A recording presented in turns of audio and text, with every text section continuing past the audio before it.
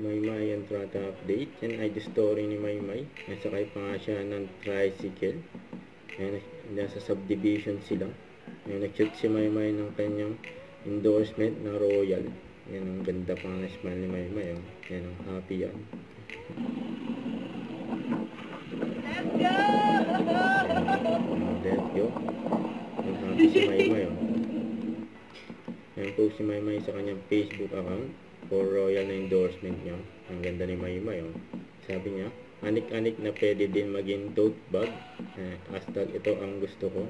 If hindi pa kayo nakapag-collect and win, mayroon pa kayong time hanggang October 16 to redeem a limited edition tote bag charm. Just collect 2 cups and each from Royal, Coke, and Sprite. Go to any 7-Eleven to redeem your anik-anik. You know, hawak pa nga ni Maymay.